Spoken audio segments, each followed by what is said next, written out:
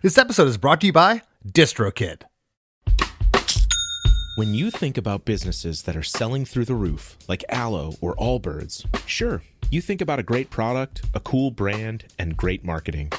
But an often overlooked secret is actually the businesses behind the business, making selling, and for shoppers, buying, simple.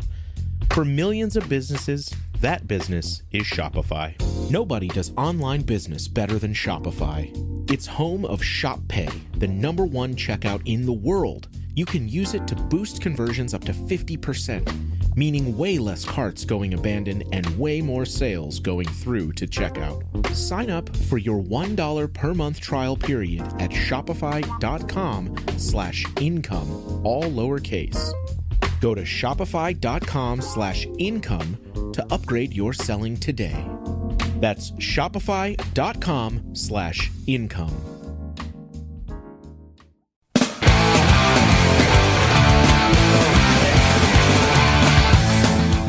Hey everyone, welcome to the third episode of our month-long lead up here to the Less Than Jake Summer Circus Tour with the Suicide Machines, Fishbone, Bite Me Bambi, and Catfight. We're a little under 2 weeks from the tour kickoff in Atlanta, Georgia on Saturday, June 7th. Tickets still available at lessthanjake.com. Today's guest is lead vocalist Jay Navarro from the Detroit, Michigan ska punk band, the Suicide Machines. Together we break down the writing, recording, and inspiration behind the fan favorite single, S.O.S, taken from their 1996 debut album, Destruction by Definition. Jay's a repeat offender here on Krista Makes a Podcast, and it was awesome to have him back to break down this classic track. S.O.S is killer, the epitome of everything that makes a great ska punk song. Awesome, poignant lyrics, gang vocals, upstroke guitar, super catchy bass lines, frenetic drums, and an organ. 2 minutes and 25 seconds of relentless catchiness. Jay recalled a funny story about the band having a moment about the lyrics of the chorus being SOS, feeling that people would think it's a direct ripoff from the Police. And I straight up told him that in the almost 30 years I've listened to this song, that thought never crossed my mind. You know, things you overthink when you're a young band. So for all this, and a story about drinking malt liquor rather than hanging out with the Suits from Hollywood Records, don't you dare go anywhere. Hey, hey, have you heard? Krista makes a podcast. Hey, hey, have you heard? Krista makes a podcast. Hey, hey, have you heard? Krista makes a podcast. Hey, hey, have you heard? Krista makes a podcast.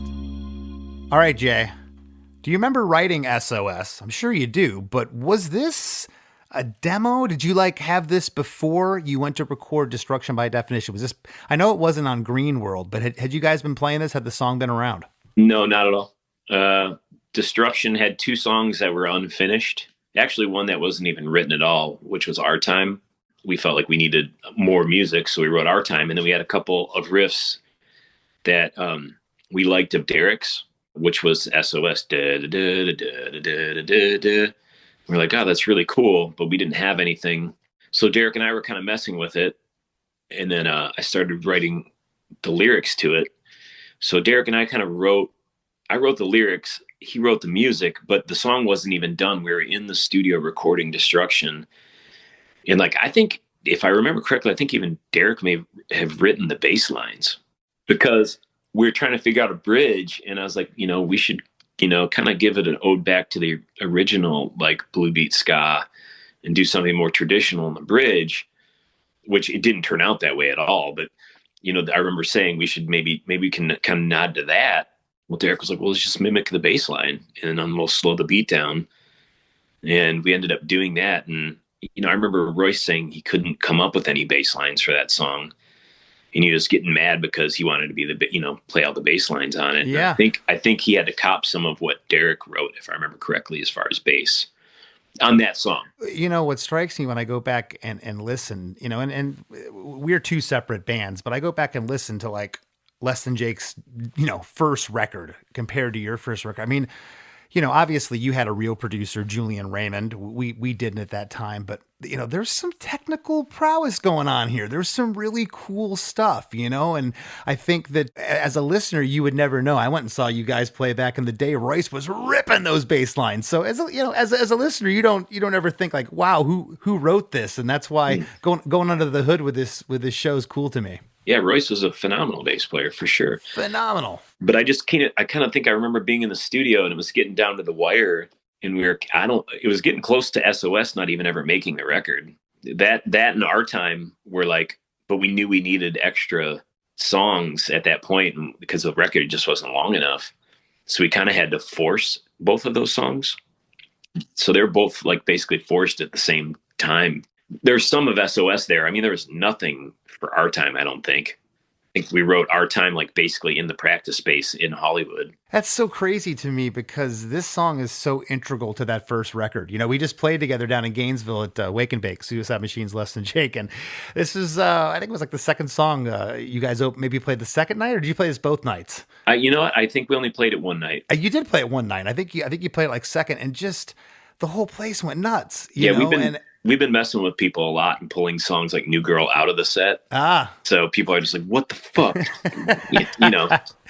Giving a little head scratcher. Unfortunately, we like to piss our fans off still. Sorry, everybody. The other thing about this tune that I love is it reminds me of a gang. You guys always had that. You guys had the Op Ivy thing where it sounded like a unified gang through the use of the unison vocal. The pre-choruses are great in this, the chorus, and just how there's hints of harmonies, but there's screaming going on, and just how you guys all put that together is really cool. Hardcore. Yeah. Gang vocals come from hardcore. We wanted the crowd to sing. That was the whole point of writing the vocals like that. Mm-hmm.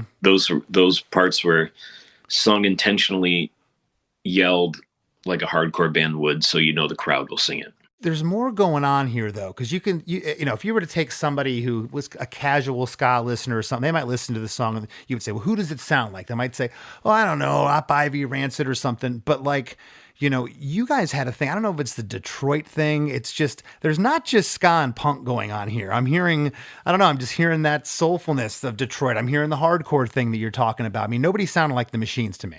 Yeah. I mean, you don't have a choice but to listen to Motown growing up. So there's always going to be some soul pretty much in almost any band I do, even, believe it or not, even something like Hellmouth. It's just what you grow up on, it's ingrained in the city as far as listening to Motown, soul music. I remember, and we talked about this on the last episode, when we hung out, this would have been maybe December of 96. You had a cassette. You guys were in LA. You came out to see Less Than Jake play. Went in the van. The salamander or the iguana, something like that. Something, man.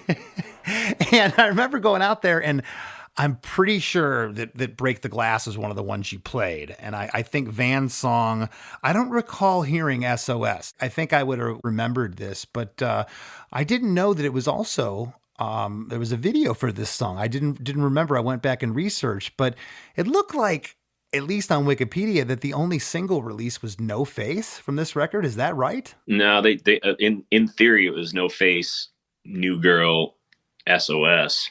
Okay. What's funny about the S.O.S. video is that's Brooks Wackerman on drums. What? Mm-hmm. How'd that happen? Derek was so anti MTV and anti magazines and interviews. He was too punk. He refused to be in the video.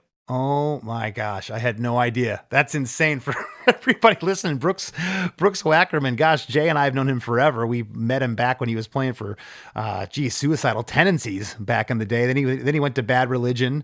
I met him in the Vandals. Oh, of course. Yeah. Geez. He played in the Vandals. He's played with a bunch of bands. He's in Avenged Sevenfold now, but, man, I watched the video. I did not even notice. That's hilarious. Yeah. What's funny is we're pretty wasted. Actually, we were drinking 40s all day. We kept making the runners for the movie production people go out and buy us 40s and Mickeys. And so behind all the crushed cars, there's just tons of empty bottles of 40s. Well, I think we talked about this last time, but did you, and I think I know the answer, but you guys recorded this at A&M Studios. Was it a good experience? Was it fun? Yeah, it was awesome. It was super cool, man. But I remember I told this in some other podcast, so sorry if it's a repetitive answer, but I remember them going, "Oh, U2 recorded Rattle and Hum in this room," and I was like, "Fuck U2, I don't give a fuck about U2." That's what it was. Yeah. But to be fair, like, it was awesome. Yeah, well, it had to be exciting in your first record. I know you guys had been in studios, but was that like the first real studio? Because I mean, A&M was decked out back in the day. Yeah, it was definitely the first real studio. But the funny part is, like, we were so enamored with Hollywood and LA punk rock. Like, half the time we weren't even ever in the studio. We were going to see like the Swingin' Utters or, you know, the Vandals or like, I remember seeing the Dickies play this small little bar and like Zach De La Rocha's in the crowd singing along, skanking to the Dickies, like, you know, the Crumb Bums and stuff like that. We were like so enamored with going to punk shows. I saw Citizen Fish that year in Compton. Whoa. Yeah, we were just so like deep and enamored with being around the Hollywood LA scene. Like half the time I wasn't even at the studio. Oh, geez. Well, S.O.S. is the second track on the Suicide Machines debut album. I already alluded to this, but Jay, you're a repeat guest. You were last here on August 9th, 2021. So for everyone listening, if you didn't check out that episode, we broke down Break the Glass. S.O.S., second track on the record. The album was released May 21st of 96 on Hollywood Records, produced by Julian Raymond. You may know him from producing Fastball, another guest we've had on here, Tony Scalzo. And Julian's also produced Cheap Trick, Hank Williams Jr., The Wallflowers, Brian Setzer, and many more. This song is quick, man. It's 2 minutes and 25 seconds, but it's a complete idea. It doesn't feel like this fast punk song that goes by so fast. It's quick, but it's a full song. The intro, there's a flam on the snare into 4 bars of raucous drums, bass, and stereo guitars. The stereo guitars are overdriven, but they're crisp and distinct. The next 8 bars are drums, bass, and a fun upstroke guitar, panned off left, and a guitar pan right, playing open chords. This is the verse progression. The stereo guitars accent hits at the very end before we get into verse 1. Dun, dun, dun, dun, dun, dun. It's 6 hits there. And I'll tell you, the guitar that rings out on the right-hand side going into this verse, the sustain, was that Dan's Rickenbacker on this whole record? Do you remember? No, the Rickenbacker, it was definitely on there. So he definitely had the Rickenbacker, and he had either a matchless or a Vox. I think he had a matchless for all the clean. I could be wrong, but I think that's what it was. I think he had a matchless that kind of mimics a Vox AC30. And then he had a JCM 900, and I think just a JCM 800, but he was using, I believe, an SG or a Les Paul as well. But I'll tell you, that's the one thing that I've always tried to push, like even when we had Roger produce that one record. Yeah. And kind of with this new record we've been writing, we've been trying so hard to do what Julian did with the sounds of the guitars, especially when the choruses kick in. Like, yes, somehow he makes it so big, yet nothing gets muddy or lost. I don't know how he did it. And I don't think it was even, I mean, I'm sure it all has to do with mastering and mixing too, but it just blew my mind out the way he would build and layer everything for like the chorus, yet it wouldn't disappear. It would be massive. And dude, it blows my mind to this day, like that Julian was so good at doing that. Well, I could sit here right now and put 6 guitar tracks on a chorus with the idea and the thought of, it's going to make the chorus bigger. But if you don't know about EQing and where to sit and how much fuzz and how much, the frequencies, I had a long talk with Stefan from Descendants about this one time, Jay, and we were talking about like tones, like Angus Young, for instance. And, you go listen to those AC/DC records, they're pretty clean, but they sound huge. Yeah. It's the right amount of pizzazz on it. And Julian does that great. I know I talked about it last time. In particular, I love the way the guitars sound. I agree, man. The guitars on that record are unbelievely phenomenal. Yeah. Maybe not the ska stuff, but all of the rock and shit, man, insanely good.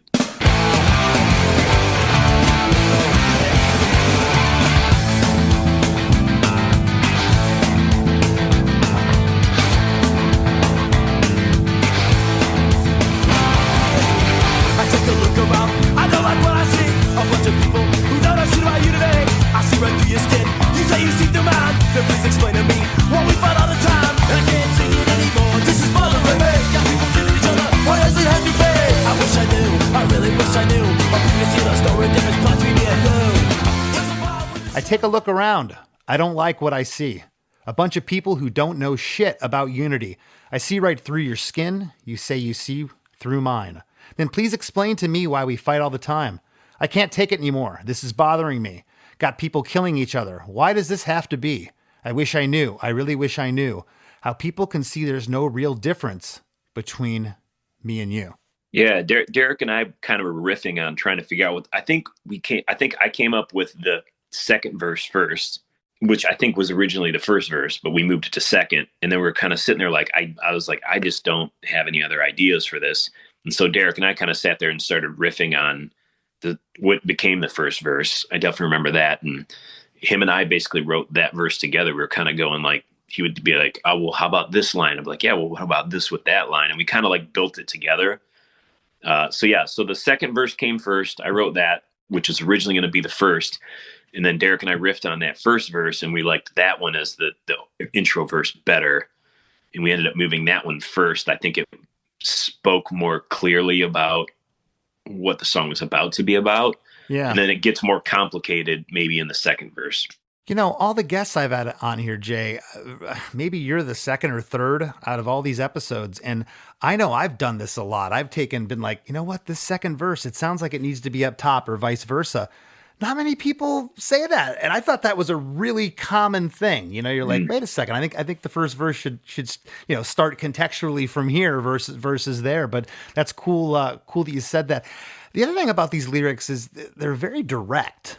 You know, there's sometimes the lyrics are kind of, esoteric. They make you think a little bit. And, I think ska punk, especially for a song like this, it's you want to hit them with the meaning, right? It kind of, the lyrics are what they are. I think so many of the Machines lyrics were esoteric, that there were a couple that were good breaths of fresh air, like S.O.S. or the Van song, As Stupid As It Is. Like, there's some of those songs are pretty deep on that record.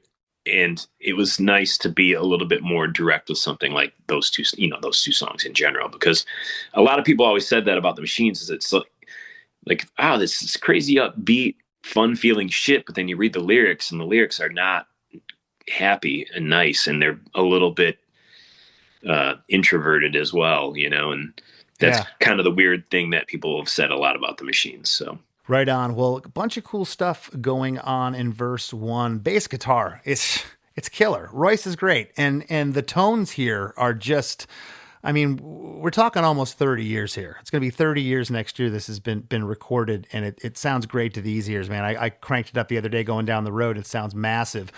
Drums, bass, and stereo guitars. The ska guitar is playing off to the left, and the more strumming guitar is played off to the right. On the line, I can't take it anymore. Is that Derek or Dan? That's Derek. That's Derek. I thought it was Derek. Think. Okay, I can't take it anymore. This is bothering me. That's a unison vocal there. Yep, that's me. That's me and Derek on the unison, and it's Derek. I can't take it. Yeah. That's Derek. Right. Okay. Also on that line, a guitar panned off right, and I swear this sounds like Derek.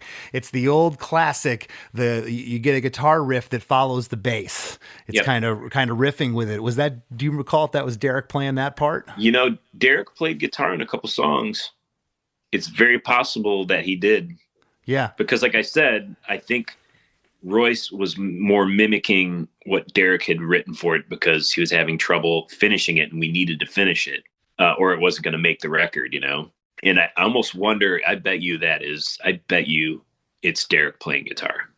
Or Julian. I don't know. Well, because you had mentioned that last time that Julian would get in there and which I think is great. I love all hands on deck when you're working in a studio to get the job done. We also get those unison vocals on the line. Why does this have to be? That guitar panned off to the right with the riff, it stops around that line and goes back to just open chords. And then we get into pre-chorus 1. I'll make the argument that the pre-chorus in this song that happens 3 times, it's darn near as catchy as the chorus. Yeah, it's one of my favorites. It's awesome. The lyric is easy enough to remember. By the time you hear this, by the third time, you're singing along, and I've seen that at your shows.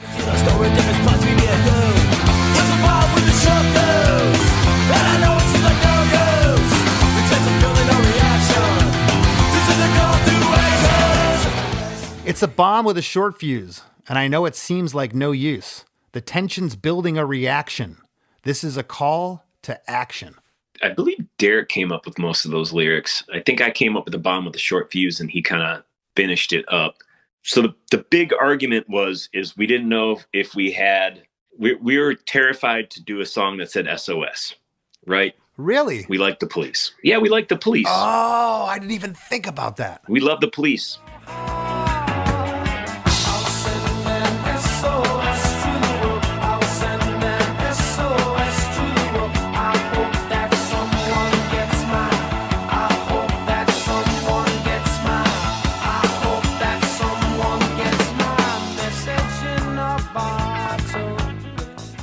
You know, the Stuart Copeland's right-hand guy that would do percussion for the police did all the percussion on Destruction. Oh, I did not know that. Well, I know Derek's the biggest Copeland fan in the world, and you could hear that in Derek's drumming. And that was the huge argument. Not even an argument. It was just Derek's like, I really want to do SOS, but we got to have different lyrics. I'm like, I know, you're straight up ripping off fucking one of the most popular songs ever made. Like, we've got to differentiate something from that chorus to make it cooler.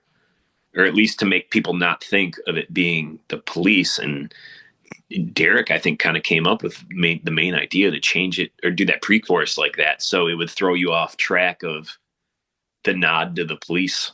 That's amazing because it hit me over the head with a hammer. Duh. I've been listening to this song for 30 years. I've never made the connection with, and I'd be the first one to be like, hey, that's the police has SOS. You can't use that lyric, but I never thought of it. I don't know if any other Machines fans ever thought that either, but those are things that go through your head when you're in a band, right? Think about the guitar following the bass line.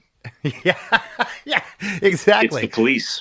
Yeah. I love that. Well, message in a bottle. We get double unison vocals in this pre-chorus. Again, it's the power of a unison vocal. I keep telling my guys in the band, let's do some songs like this. We're always trying to do harmonies and whatnot. And sometimes the power of that gang vocal is so cool. You, alluded to hardcore. I mean, that's what hardcore is all based around. On the last line, this is a call to action. We get the stereo guitar overdub, jang, jang, jang, jang. And then we're in the chorus. All those stereo guitars that come in that you're talking about, those production things with Julian, they're not super huge and big if you were just to like listen to them only, but man, they sound huge when they come in. Yeah, Julian's amazing, man. A lot of people probably don't know he's really famous for doing work with like Glenn Campbell too, of all people. Yeah. It's bizarre. The man knows how to make a record. Yeah. Well, and I think these are huge hooks in these songs. Every time the jang, jang, jang, jangs come in, it's awesome. That takes us right into chorus 1.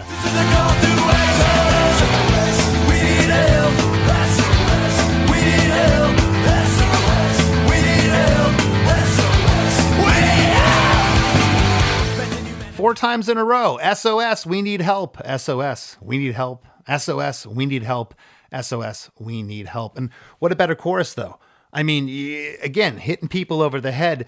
This chorus halfway through the first chorus. Yep. SOS. Yep. And that's why I sat up there just like a proud friend, man. I had a grin ear to ear watching you guys in Gainesville in this song. Every arm in the air.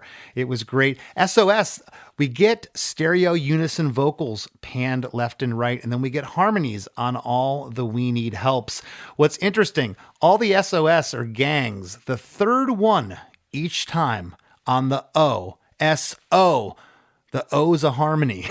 This first time it's panned off right. Dude, I never realized that until I broke it down. It's so cool. Yeah, I think We Need Help is a harmony too, but it's very buried. It is a harmony, but the SOSs in particular are all unison except for that third O, and we'll catch it each chorus. It's in the same spot, and I'm like, did they plan this? Or, Sounds like a horn line. Bah, bah, bah. SOS, like 100%.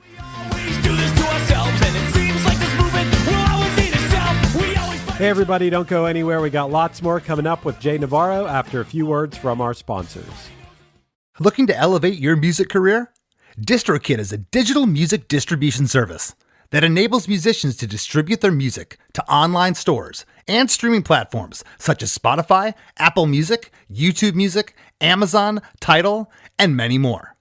DistroKid collects earnings and payments, sending them to you, the artist. With DistroKid, artists unlock a world of possibilities.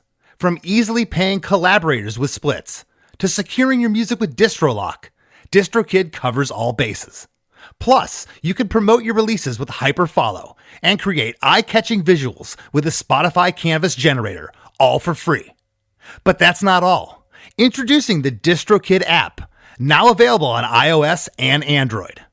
Artists can manage their releases, view streaming stats, and withdraw earnings, all from the palm of their hand. And for those looking to perfect their sound, check out Mixia. With its simple interface and customizable mastering options, artists can make their music sound polished and professional within minutes. And don't forget about Instant Share, DistroKid's newest feature. Share large files securely with collaborators, producers, and more, ensuring your music streams at the highest quality. Ready to take your music to the next level? Download the DistroKid app and explore their suite of tools today. Plus, listeners can enjoy 30% off their first year by visiting distrokid.com/VIP/demakes. That's distrokid.com/VIP/demakes. Hey guitar lovers, what if I told you that this fall you could escape to the Catskills and spend 4 days learning from the greatest Telecaster players on the planet? Introducing Masters of the Telecaster, happening September 29th through October 3rd at the beautiful Full Moon Resort in Big Indian, New York, just 2.5 hours from New York City. You'll get up close and personal with guitar legends like Guthrie Trapp, Larry Campbell, G.E. Smith, Carolyn Wonderland, Cindy Cash Dollar, and many more. These icons have played with everyone from Bob Dylan and Willie Nelson to Norah Jones and Mick Jagger. It's an all-inclusive, once-in-a-lifetime music vacation featuring world-class instruction, gourmet meals, gorgeous accommodations, and jam sessions in the heart of the Catskills. And no, you don't need to own a Telecaster to come. All skill levels are welcome, and scholarships are available through Music Masters Collective.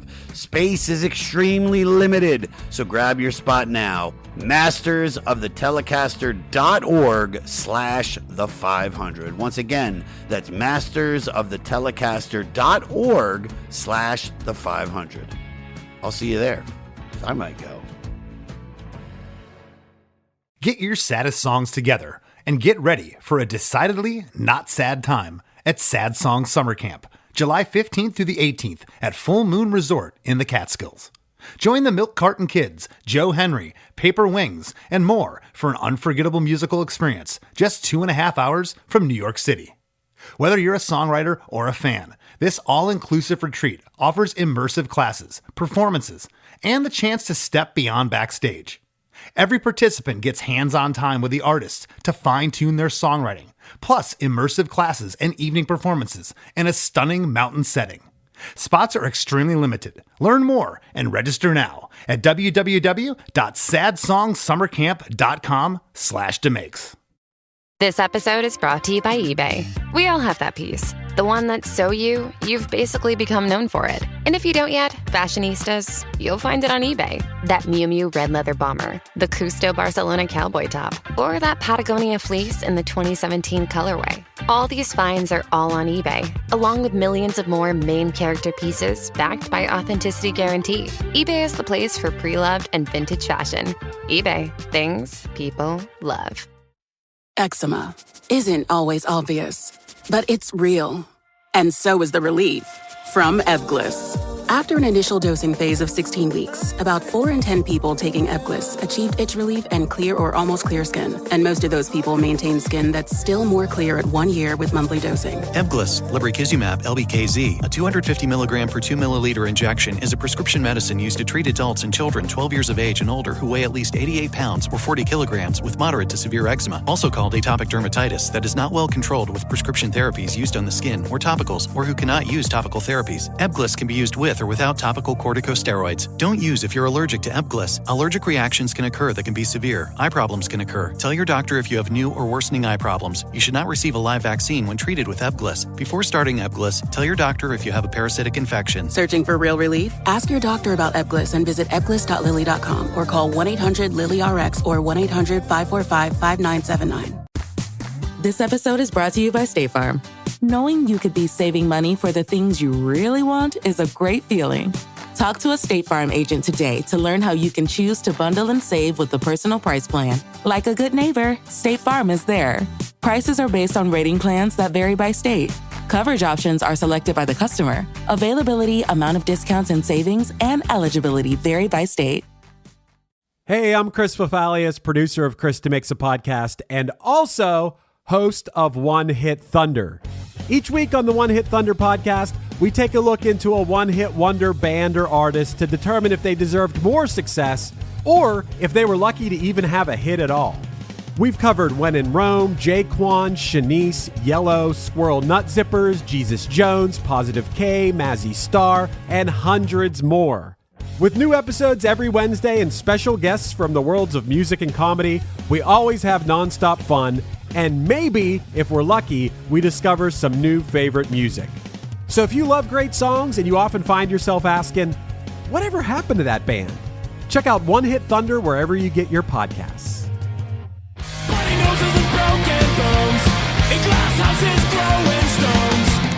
And now, back to the show.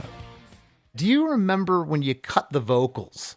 You know, because you guys were going to tape on this. I was probably drunk. Yeah? Were you doing a lot of punch-ins, do you remember? Or were you just singing it and he was keeping takes and cutting tape later, Julian? You know, he wasn't cutting the tape, but I definitely saw, I learned real quick. I got to see people cut tape doing that, but I don't remember about S.O.S, but, that was an eye-opening experience because I'd never seen anyone razor a tape yet. And we didn't do any Pro Tools until Steal This Record. Like even the self-title is all a tape. So I remember everyone just cutting tape constantly. It was really cool to watch, like someone who knew how to do it, Yeah, well, and I know because I've talked to you about the self-titled record. That's where you really started to sing and you really broke out. And you did a fantastic job because that wasn't fixed in Pro Tools. It wasn't fixed with Auto-Tune. Yeah, they weren't doing that yet. They're starting to in a lot of studios, but I think Julian didn't want to do it yet. Or he didn't learn it, or the engineer he was using at the time, they just wasn't happening. So I unfortunately had to sing all of that. But but I just remember the magic of like being in there to record those songs from Destruction and being like, wait, you're doing what to you? What, you're cutting the tape with a fucking razor blade and taping it back together? Like, what the fuck are you doing, man? Like, I'd never seen it done. It was amazing. Yeah, well, in the choruses, we get the same theme with the guitar production. The ska guitar is off left, and the strumming chords and riffy guitar is panned off to the right. I love that, where you keep that theme in this song. It's really cool. And then we get the 6 jangs, jang, jang, jang, at the end of the chorus. Also, on the last We Need Help, Jay, you scream there, and it really adds emphasis to that line. And then we go straight into verse 2. There's no re-intro. Bending humanity towards another man. They spend insanity and ignorance again. And now the time has come to stop what's going on. The hatred building up, exploded like a bomb. Man's inhumanity towards another man. It's man's insanity and ignorance again. And now the time had come to stop what's going on. The hatred's building up, exploding like a bomb. Yeah. That's the first verse I wrote. Great verse. You just kind of felt like, and I like the way it opens up with, I take a look around. I don't like what I see. I think that is the opening line. It's great. Yeah. Well, the funny part is to me, it's like something that I would hate these days, not to use that word, but like, hey, I'm walking down the street. Hey, took a look around. Hey, whatever, put this something on the shelf. Like, I don't want to hear any of those 3 references ever again, ever. Yeah, man. And artist to artist, I get that more than you know. Yeah. Friend to friend, fan to the band, I love what's here. Yeah. I can't say I hate it. I don't. I think that it's awesome, but I definitely get what you're saying. Drums, bass, and that ska guitar panned off left are all here in verse 2. And again, in my notes, Jay, I wrote the sustain from the ring out chord from the guitar off to the right lasts forever through this verse. It's just it's so natural, it just bleeds through and you just hear it. And little things like that, I mean, you don't know what a difference they make. It's bizarre, man. Like I said, I remember Julian doing that stuff and me being like, come on, man. Like, we can't even play that live. Like, that's ridiculous, dude. Like, don't do this. Like, it's just, you're letting it ring for like, I don't know how many measures. Like, that's crazy, you know? And then like, lo and behold, I mean, I was the dumb person who hadn't been in a real studio and, you know, painted a painting like that before. Oh, gosh, but I know we all went through that, Jay. We all sat there and said, we don't have a live organ on stage, which we're going to get to here in a second. How are we going to recapture this? It's like, dude, when 110 dBs are coming at you, you're sweating and you're drunk. You don't care if there's a missing organs at a machine show. Trust me. You know, here's my question to you. Is the whole album ska guitar pan left and the other guitar pan right, the whole record? On Destruction, I am not sure. I'd have to go back and listen. If I were to guess, I think that Julian probably did whatever fit for the song, to be honest. But man, this is cool though. How the guitars, because it's not a stereo where the image of the guitars where they're playing the same parts. This is like having two guitar players. It's really neat, and the accents that are happening off right. Really make the song. It's so cool. Pre-chorus too. Exploded like a bomb. It's a bomb with a short fuse. And I know it's in no use. The text is building a reaction. This is a call to action. Same instrumentation and lyrics as pre-chorus one. It's a bomb with a short fuse. And I know it seems like no use. The tension's building a reaction. This is a call to action. Double unison vocals again. And we get the 4 jang, jang, jang, jangs to take us in to chorus 2. The harmony this time, Jay, on the third O. It's panned off left. It's not really? Right. Yes. Weird. Yeah, it's panned off left. The rest of the chorus sounds the same to me, but I know it wasn't copied and pasted. You wouldn't have done that. You wouldn't even have cut tape to fly these vocals because it's not that hard of a vocal part. A lot of it's in unison, so you can definitely feel that it's real. It wasn't just copied and pasted here.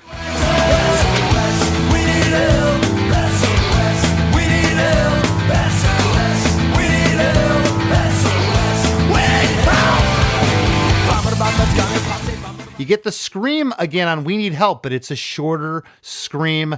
And then we get the 6 big stereo guitar, jang, jang, jangs again. And then I think every band's first record, I know that we did, every ska band, you got a vibra slap. Was this your one vibra slap moment? Yeah, I don't know who even thought of that shit. I have no idea. We've used vibra slaps in other songs, but I don't even remember you using it in here. Like I said, it was the guy who was like, he was the percussionist for Stuart Copeland. So when Stuart Copeland would do stuff live and needed a second person there playing all the crazy weird stuff, this was his guy. We hired him. So he came in with all these crazy things one day and shakers and everything and did everything all in like an hour. Would you remember his name? I wish I could. I'm sure he's credited on the record. Okay, I wonder if it's Louis Conti. Sounds right. Is one of the guys. I think that's him.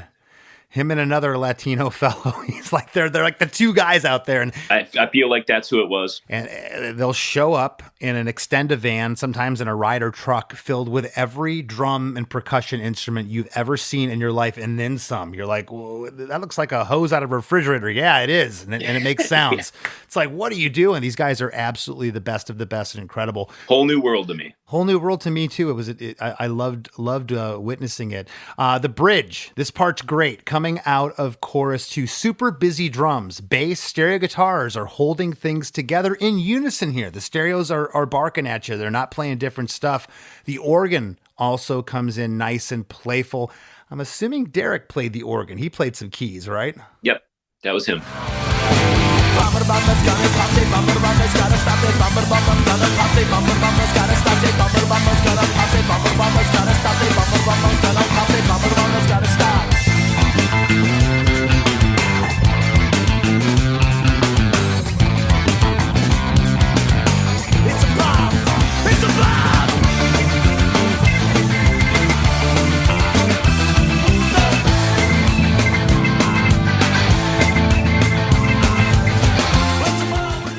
I really can't tell from the lyrics. I pulled off Google exactly what's going here. I know you're doing the flow, kind of almost Rasta-like delivery of the lyrics here, but I'm going to do my best, Jay. This is 4 times in a row. The bomb is going to pop. The bomb is going to stop. Bomb has got, it's gonna pop. It's gotta stop. It's gotta stop. Okay. Hard to tell. And you could say Rasta all you want, or like toasting and that sort of thing. But I was looking more towards like hip hop. Okay. Das Effects. I was thinking like Das Effects or Fushnikins. Okay. When I came up with that part. Yeah, you and I bonded over Fushnikins years ago. What a cool band. Yeah, man. Like it 100% inspired me lyrically. Absolutely. Were you ever into Fushnikins? So. Were you ever into 24/7 Spies? A little bit. They're okay. Wasn't bad. Yeah. They're kind of cool. Right on. Well, also, the first time you don't do a pickup, but the other three on this part, it's like I want to say you say the bomb is going to pop. Maybe that's just you scatting with the delivery. Who knows, man? Okay. I'd have to listen to it. Sorry, I should have done my homework and actually listened to the track on it. Jay, I don't think I've had one person in 260 episodes that's ever listened to their own song before they came into the. So you're fine. That's okay. That's no problem. Right. We get 8 bars after the vocals where things open up. Drums, bass, and the organ are super loud, and the stereo guitar interplay here is killer. Then we get "It's a Bomb," lyric, and then that's followed by 8 more bars with the drums pick back up, a riffy guitar panned off right, bass, and a really loud organ solo. And then that takes us right into pre-chorus 3.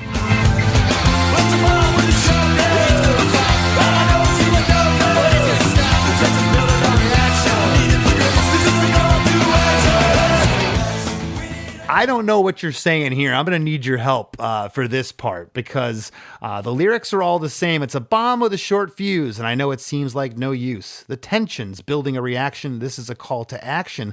But panned off left, we're getting like an answer vocal from you, Jay. The first time, it almost sounds like you're saying, we're used to a bomb. The second time, well, is it a ska? I know that's not what you're saying. And the third time sounds like needs a reaction. Do you remember? Nope. Wait, hold on, let me think. Stop. No need to regress. No need to regress. That's one of the lyrics.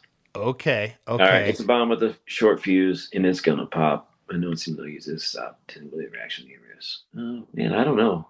I can't. Okay. I don't know. It's just like one of those weird things. Like when you do it live, I'm sure I sing it, but. Do you know what it sounded like to me? I swear it sounded like you guys maybe had cut a version live on the floor where a lot of times, and I've had producers do this where I'm out there singing and they've kept what I thought was a scratch vocal. They're like, dude, this was brilliant what you sang here, and it almost sounded like you were just kind of scatting some random whatever that Julian might have kept in the mix later, or actually Jerry Finn who mixed it.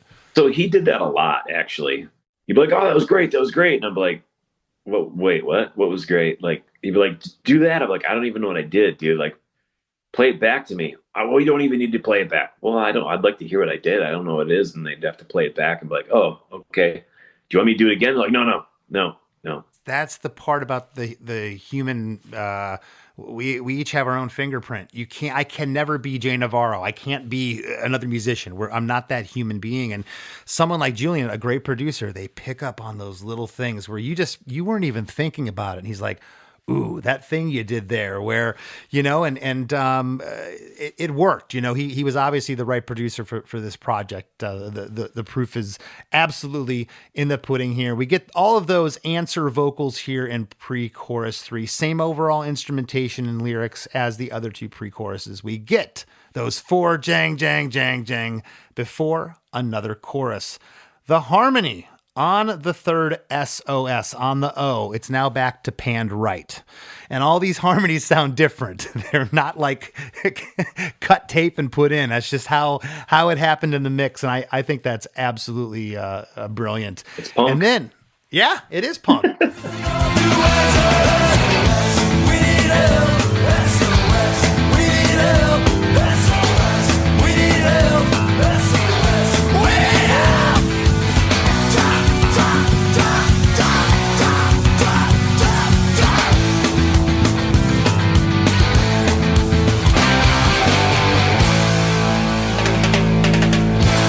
And then we get an outro.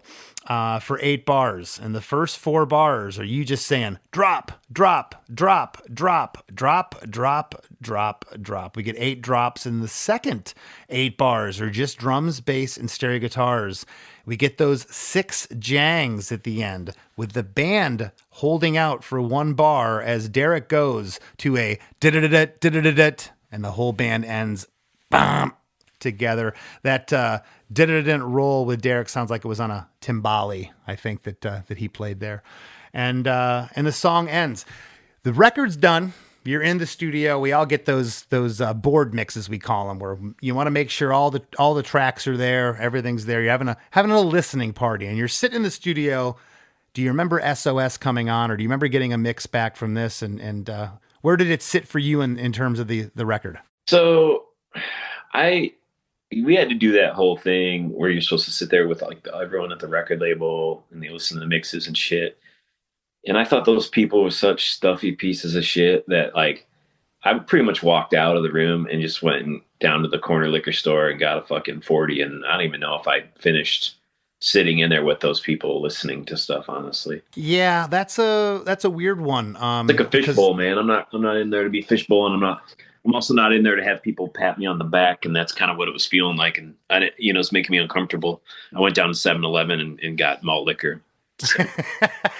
Well, hey, man, I totally get that, especially when we were that young. These are the same suits that we were all rebelling against, and now they're sitting in the room with us telling us, they're going to make us whatever, the next big thing. But you guys released Battle Hymns in 98, the self-titled album in 2000, Steal This Record in 01, which arguably has one of my favorite songs ever from the Machines, The Killing Blow. Thank you. Absolutely love that. Oh, God, I love that song. A Match and Some Gasoline in 03. War Profiteering is Killing Us All in 05. And you did record with Roger Lima, bassist for Less Than Jake, on Revolution Spring, which came out in 2020. And I talked to you about this in Gainesville before we break here. Let's talk a little bit, if you can, about the new Suicide Machines material. Oh, yeah, we recorded, I think, 20 songs just now. 12 of them are done entirely. It's going to be the first depressing Suicide Machines record. It's a very sad record, bizarrely, which is different ground for what we've done. So it's definitely a depressing record. It's the Smiths and the Cure of ska. I'm just kidding. It's like the same thing as we've always done. The music sounds kind of like upbeat and uplifting and fun, and then you get into the lyrics and it's like, oh, this is sad. So it's the juxtaposition of the sound of the music and the lyrics on this new record is pretty cool. Well, I can't wait to hear it. And we're about 2 weeks away from the Less Than Jake Summer Circus Tour with the Suicide Machines, Fishbone, Bite Me Bambi, and Catbite. Starts in about 2.5 weeks in Atlanta, Georgia, Saturday, June 7th at the Masquerade. Tickets at lessthanjake.com. And anything else before I let you go back to bed, Jay? Yeah, there's going to be a flexi only for the Less Than Jake tour of one of the tracks off the new record. And it's only going to be available for you to get it at the Less Than Jake tour. Right on.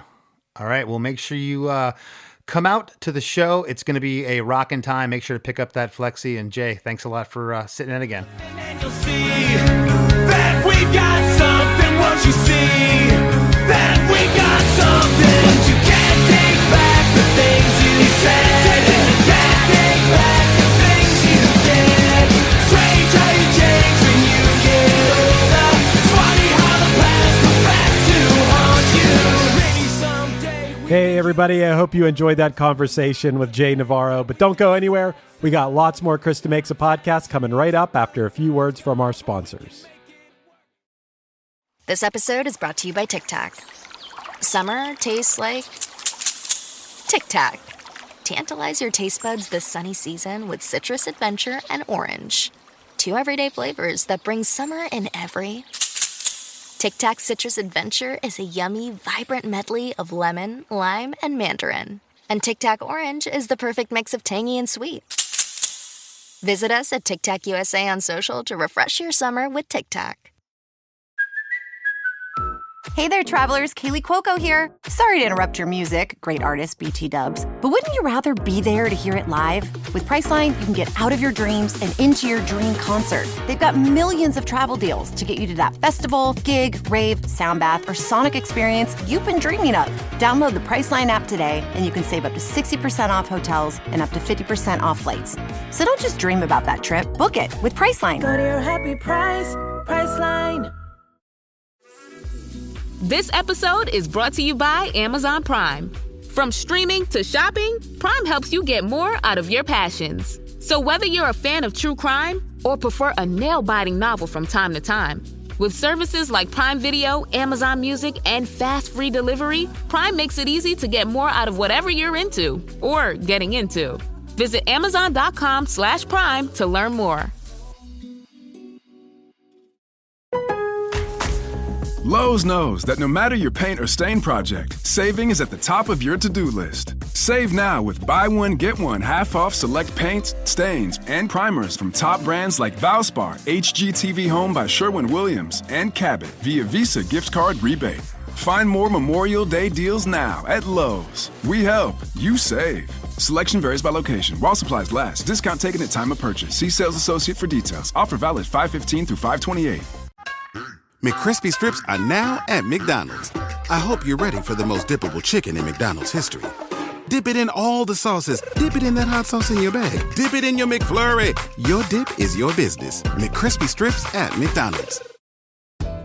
PMS, pregnancy, menopause. Being a woman is a lot. Ollie supports you and yours with expert solutions for every age and life stage. They just launched 2 new products exclusively at Walmart. Period Hero combats bloat, mood swings, and more during PMS. And Balance Perimeno to support hormonal balance, mood, and metabolism during perimenopause. Grab yours at ollie.com. Ollie! These statements have not been evaluated by the Food and Drug Administration. This product is not intended to diagnose, treat, cure, or prevent any disease. Hey friends, have you been loving Krista Makes a Podcast?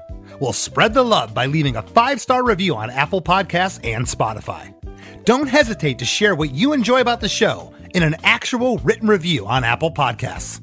Not only does it help more people discover us, but we often read reviews in the wrap segment of the show. It's a quick, cost-free way to support us and takes just a minute of your time.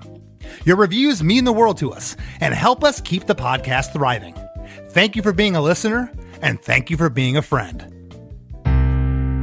As we near the end of the show, here's a band you might not know. Welcome to this week's Band You Might Not Know. If you'd like your band to be considered for Krista Makes a Podcast, email your best song via MP3 only and a short bio to bandyoumightnotknow@gmail.com. This week's featured artist is Worn Through, a band from Baltimore, Maryland who just released their debut record on Strange View Records. The album is called Barely Real, and here's a snippet of the title track. I wanted that soft sting, not even the real thing. I wanted something I could feel. Barely real.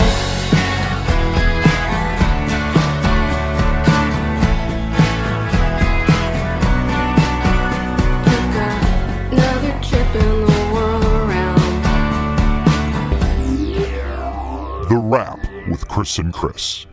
Chris, I was really happy to have Jay back on the show. It was a pretty long time ago that he was on here for the first time. And this album, as far as punk rock, especially like ska punk albums go, it's like a flawless, perfect album. And it's funny that I feel that way. I think a lot of people feel that way, knowing that it's actually the imperfections and I wouldn't call them flaws. I'd call them imperfections, though, maybe, that make it such a great punk rock record. Absolutely. I said it back in 96, out of all the records that were coming out around that time. And I'm not trying to play favorites or kiss up to the machines, but, for me, the record of that year was Destruction by Definition. It's got punch, it's punk, it's raw, but it doesn't sound like a demo. It's big. It holds up for sure. It's amazing to me that he said that S.O.S. was kind of forced, that this song was like kind of an afterthought on the album. It doesn't feel that way when you're listening to it or experiencing it. It actually feels like one of the songs that would like ignite the record and start it. Yeah, I agree. And what's crazy, just some of the things he was talking about, I could so relate to, Chris. I'm sure you can too. Being in a band and being young, you're overthinking everything. Okay, from am I wearing the right hat? Am I, everything. And if you say you aren't, you're lying. All the firsts are happening to you, and here they are arguing about. Well, the Police had a S.O.S. lyric. How could we do this? I never thought that. No, I never thought, but it makes sense though. Yeah, because the Police had that sort of. I don't know if ska's the right word, but they definitely had the upstrokes and they had that reggae influence and stuff. Oh, well, I mean, yeah, go listen to Walking on the Moon or any of Stuart Copeland's drumming, all the flam stuff. I mean, Derek, that's probably, I can't speak for Derek, but that's probably one of his favorite drummers. Yeah. I mean, I think Jay said that in the episode. But yeah, now I'm like, oh, yeah, like you said, like, yeah, of course. But I think it's a good thing that we didn't think that. I've never heard anyone say that. It's just whatever. There's a lot of things you could say. Well, that band said that before. S.O.S., it's kind of a common term in the general scheme of things. I was really impressed. I know a lot of people know what an amazing drummer Derek is, but it's cool to hear about how involved he was beyond the drums. I mean, we're talking about the songwriting, playing keys, everything. Like, wow. Oh yeah, when we used to tour with Machines, I mean, it was common to walk in a dressing room, or heck, we shared a bus with him in Europe. And actually, I take that back. Derek wasn't on that tour, but there was other tours. I could distinctly see Derek with an acoustic guitar in the corner playing. He was always playing guitar, played keyboards, phenomenal drummer, and a phenomenal singer. It was cool and funny to hear about the fact that here are Suicide Machines at this beautiful studio, and instead of hanging out at this place, they're going out and getting drunk and going to punk shows. I mean, that almost adds to the mystique of the album for me. It does, because I didn't talk to Jay about this, but I can almost guarantee that those guys were on some kind of stipend per week. They were getting a couple $100 for food or whatever, and maybe grabbing a slice of pizza a day, and the rest of the money was going towards, doing what you do in your early 20s when you're making a major label debut record in Hollywood, right? It almost makes me wonder if Julian's his name, right? Yeah, Julian Raymond, yeah. Yeah, it almost makes you wonder if he's such a good producer that he knew that them living the punk lifestyle was part of what had to come through on the album. This might be a little bit of a stretch, but he's talking about they're young, they're literally young punks from Detroit. They're not using Pro Tools. This is all a tape. And Jay said that at least some of the vocals on this album were recorded drunk. Yeah. Well, and you know what? These guys, this record, okay, I don't mean polished from a major label standpoint or polished by a pop standard, but this is pretty polished for the Machines. I mean, from where they came from. I had their demos before this and their 7 inches. I toured with them, and, Julian really whipped them into shape. He didn't make them sound commercial. It's not a sellout record by any means, but he really brought all the elements that make this band great. He brought them together. Right. And one of those elements, Chris, was even a vibra slap. Why not? It certainly was. And like I said, every band has to have one. And Jay pleaded the fifth. He blamed the percussion guy that came in. Which, you know what? I'll give it to Jay. I wouldn't change a thing. You're lucky. I don't think we've ever used a vibra slap on a Punchline song, but you've had them in Less Than Jake songs for sure. Oh yeah, there's one in Automatic. Absolutely. Oh, there's one in Automatic? Yeah, before we go to the bridge. Oh yeah. Yeah, when we recorded the cover of Automatic, we didn't put the vibra slap in. That's why I didn't like it. I know. Yeah. Speaking of Automatic, Punchline's version is amazing. Go check. Go check that out, and also go check out KristaMakes.com. That's where our Patreon's at, and you can help support the podcast. You listen to and hopefully love. I think you love KristaMakes.com. Patreon, you get episodes of the After Party and all kinds of other cool stuff over there. And also, if you can, please continue keeping those 5-star reviews rolling in on Apple Podcasts. Chris, I know you got one for us today. Of course I do. And Chris, if someone's still listening to the podcast at this point in the wrap, they love the show. For sure. Absolutely. Yes, I have a review here too, Chris. This week, it's short and to the point. just like S.O.S. It's to All the right. point, man. It's a short one. This one comes from Peter O. And I say it like that because there's an exclamation point after the O. Who said, amazing podcast, gave us 5 stars, and said, it's amazing to hear Chris interview these artists. He asks amazing questions that get the artist to open up. It's really cool hearing the artist inspiration behind writing a song, and Chris does a great job bringing it out. It's funny, Chris, in this review, he says, it's amazing to hear Chris interview these artists. We don't care anymore, but remember when we first started the podcast, we stuck our noses up at saying the word interview? Like, this isn't an interview, it's a conversation. Now we're like, it's fine, you can call it an interview. It is what it is. Yes. Peter O, thank you. Thanks to everybody who writes these reviews. We appreciate you taking the time to put your fingers on the keyboard for us and give us those reviews. It means a lot. Less Than Jake's Summer Circus Tour begins in like 2 weeks. Go to lessthanjake.com. You can still get tickets. The first show, like I said, is in Atlanta, Georgia at the Masquerade. The first run takes us all the way through June, and the second run is late July into August. Make sure you check out those dates. Want to thank this week's guest, Jay Navarro, for sitting in with us, and we'll see you next week. Hey everyone, Krista Makes here, and I've got some exciting news. Krista Makes a Podcast is now on Patreon. Your support is what keeps this show going, allowing us to bring you deep dives into amazing songs from incredible artists every week. When you join our Patreon at KristaMakes.com, you'll get instant access to hundreds of episodes of The After Party, our weekly bonus show where producer Chris Fafalius and I talk music history, trivia, tour stories, classic albums, and whatever else comes to mind. Plus, you'll get early ad-free episodes of Krista Makes a Podcast, unedited video versions of each episode, and, of course, a brand new episode of The After Party every single week. If our show brings you a little joy, help us keep it going strong for just a couple bucks a month at KristaMakes.com. Not ready to commit? No problem. You can sign up for a free membership while you decide. Thanks so much, everyone, and I hope to see you all at the after party. At Floor & Decor, job lot quantities are no joke. We mean business with our large in-stock selection. With our flooring, tools, and installation materials, you can rely on us to supply large projects with the quantities you need. Shop large amounts for any job from our in-stock tile, wood, stone, luxury vinyl plank, and more. Visit your local Floor & Decor in Southwest San Antonio or online at flooranddecor.com. A lot of people tolerate ordinary. Ordinary bathrooms, kitchens, entryways. Well, not on your watch. If you're a pro, you've got a new partner in town, Floor & Decor. From tile to wood to stone, Floor & Decor has more styles and job lot quantities of Schluter, Mapei, Laticrete, and other brands pros trust. Come see a whole new way to wow with Floor & Decor.